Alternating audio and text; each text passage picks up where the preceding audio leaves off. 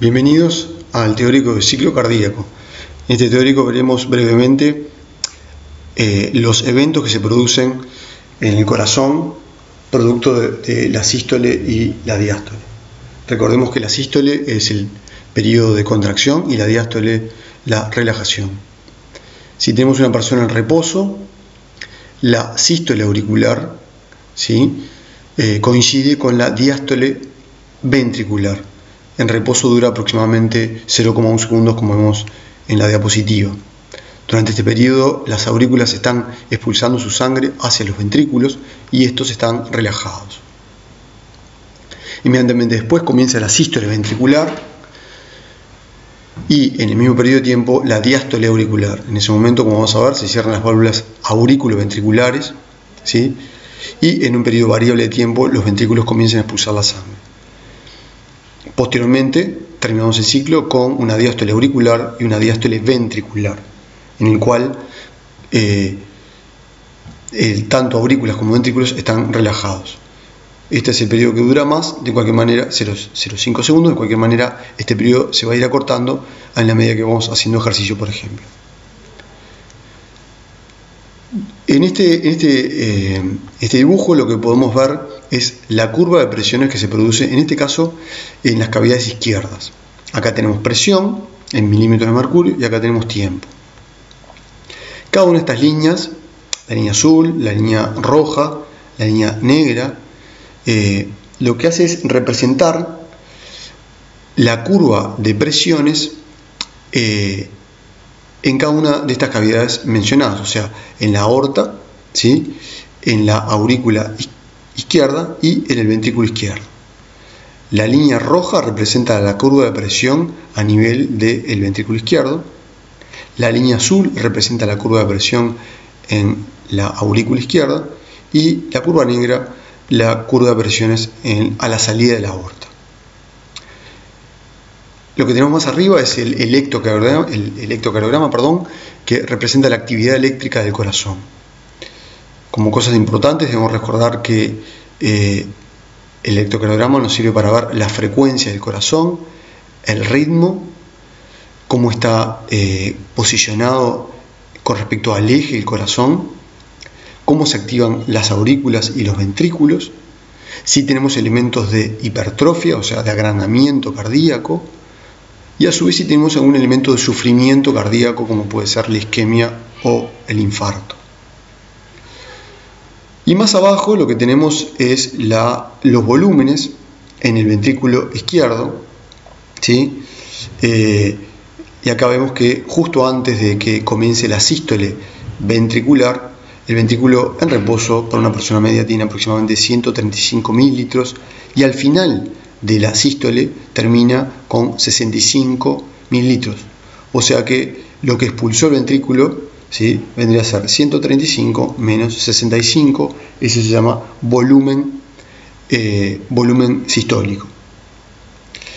Para profundizar un poquito más en la curva de presiones, si nos localizamos en la aurícula izquierda, justo antes de que comience a contraerse el ventrículo, aurículas y ventrículos comparten una misma cavidad. Por eso se superponen las curvas azul y la curva roja.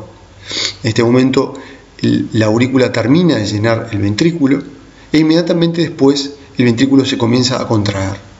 En este periodo en C, cuando comienza a aumentar la presión intraventricular, se cierra la válvula mitral.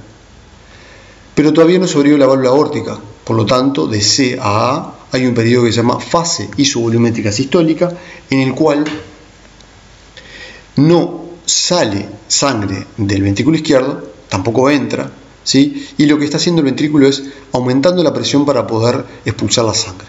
En este momento, en el punto A, la presión del ventrículo iguala a la presión de la aorta y se abre la válvula aórtica. La fase expulsiva del ventrículo, por lo tanto, dura un poco menos que la fase sistólica e iría del punto A al punto B. En este momento, si metemos un catéter en el ventrículo izquierdo, existe la misma presión en el ventrículo izquierdo que en la aorta, por eso tenemos que se superponen las curvas roja y negra. La fase expulsiva del ventrículo va desde el punto A hasta el punto B. En el punto B se produce el cierre de la válvula aórtica, y en ese momento comienza la diástole ventricular. Del punto B al punto D se produce la fase isovolumétrica diastólica, en el cual no entra ni sale sangre del ventrículo, y el ventrículo está descendiendo las presiones por la relajación.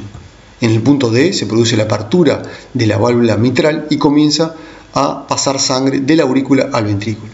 Mientras tanto, lo que sucedió en las aurículas, que estaban relajadas, era un aumento lento de su contenido, y por eso ese aumento progresivo de presiones por el llenado de la sangre que se venía acumulando, que venía de las venas pulmonares en el caso de las cavidades izquierdas.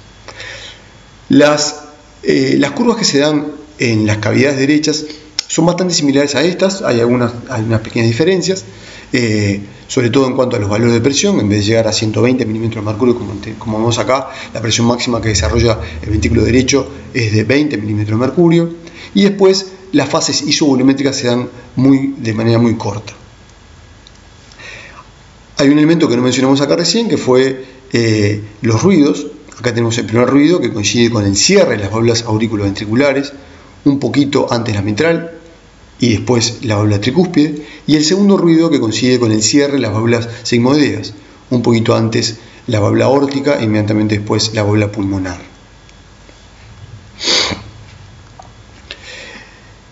Por último, queremos recordar lo que es el gasto cardíaco.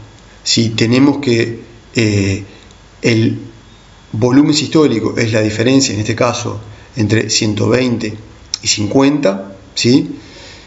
El gasto cardíaco está representado por la frecuencia cardíaca por el volumen sistólico.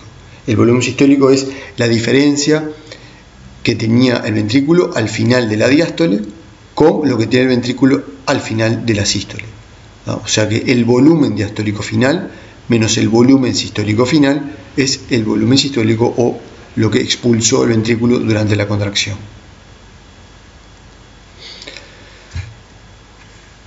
Por lo tanto, si el ventrículo en reposo se llena con 100 mililitros y de esos 100 mililitros expulsa 60, el ventrículo nunca queda vacío de sangre, siempre queda con un poco de sangre, ¿sí? La diferencia entre 100 en este caso y 40 es el volumen sistólico, que es 60. Si multiplicamos 80 latidos, que puede ser la contracción en reposo, ¿sí?, por 60 mililitros, que es lo que expulsó el ventrículo, obtenemos 4,8 litros por minuto, que es el gasto cardíaco. Para calcular la fracción de eyección, que es un porcentaje, tenemos que hacer la división entre el volumen sistólico dividido el volumen diastólico final. Normalmente la fracción de eyección es de aproximadamente 60%. Muchas gracias.